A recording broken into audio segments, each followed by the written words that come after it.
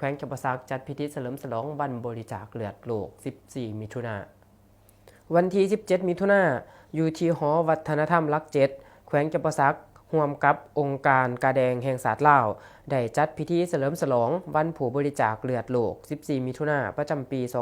2025 โดยการเป็นประธานของทานอรุณไส้สุนนราชเจ้าแขวงจำปาสักประธานกิตติมศักดิ์องค์การกาแดงแขวงทานคำลาวันจันทลาวันประธานองค์การกาแดงแห่งชาติลาวทานดร.จันทราสุขสาครหัวหน้าสถาบันเลือดแห่งชาติมีบรรดาทานจากแผนกการกรมกองออมขางแขวงนครและเมืองพร้อมด้วยคณะพนักงานทหารตำรวจแพทย์หมอนักเรียนนักศึกษาครูอาจารย์กรรมกรผู้บริจาคเลือดที่เป็นตัวแทนจากนครหลวงเวียงจันทน์องค์การกาแดงแขวงคำมวนแขวงสะวรรณเขตแขวงสะละวันแขวงเซกองและแขวงอัตตปือเขาห่วมในพิธีทานอรุณไส้สุนนราชเจ้าแขวงจำปาสักประธานกิตติมศักดิ์องค์การกาแดงแขวงกล่าวต่อพิธีว่ายามใดเวลาใดพรรครัฐบาลลาวนับแต่ขันศูนย์กลางหอดท้องถิ่นก็ได้ให้ความสำคัญในการส่งเสริมการบริจาคเลือดแบบสมัครใจบ่เรียกร้องสิ่งตอบแทนเพื่อช่วยเหลือชีวิตของเพื่อนมนุษย์ด้วยกันสำหรับคำขวัญของวันผู้บริจาคเลือดโลกในปีนี้ได้ถือกำหนดขึ้นอย่างมีความเป็นเอกภาพในทั่วทุกมุมโลกและมีความหมายว่า21 ปีแห่งการเฉลิมฉลองการให้เลือดให้ชีวิตขอบใจผู้บริจาคเลือดทุกท่าน 21st years of celebrating giving thank you blood donors การจัดงานครั้งนี้จุดประสงค์เพื่อเฉลิมฉลองวันผู้บริจาคเลือดโลก 14 มิถุนายน ร่วมกับประชาคมโลกให้เป็นขบวนการฟดฟื้นเป็นการแสดงถึงความหูบุญคุณขอบอกขอบใจแก่ผู้บริจาคเลือดที่ได้ช่วยชีวิตของคนเจ็บ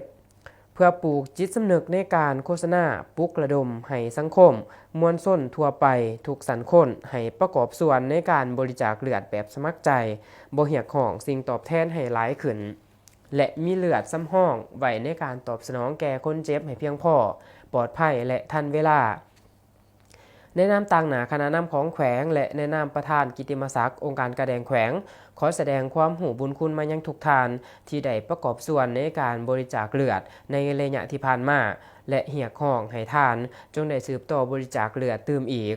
ขอมอบหมายภาระหน้าที่อันสำคัญให้คณะนำทุกภาคส่วนการจัดตั้งที่เขาร่วมจงได้พร้อมเพียงปลุกระดมกันขนขวายบริจาคเลือดให้บรรลุเป้าหมายเป็นขบวนฟดฝืนเพื่อช่วยเอาชีวิตเพื่อนมนุษย์ด้วยกันจากนั้นในพิธีทานคำลาวันจันทลาวันประธานองค์การกาแดงแห่งชาติลาวก็มีคำเห็นสำคัญเน้นให้ทุกคนที่เขาร่วมเข้าใจความประวัติความเป็นมาความสำคัญของวันผู้บริจาคเลือดโลกและปลุกระดมให้สังคมเขาร่วมบริจาคเลือดเพื่อมนุษยธรรมให้หลายขึ้นนอกจากนี้ในพิธียังได้มีการอธิบายคุณประโยชน์และความสำคัญของเลือดต่อร่างกายของคนเฮาปัจจุบันในโลกยังบ่ทันมีโรงงานผลิตเลือดได้มีแต่การให้จากคนสู่คนเท่านั้น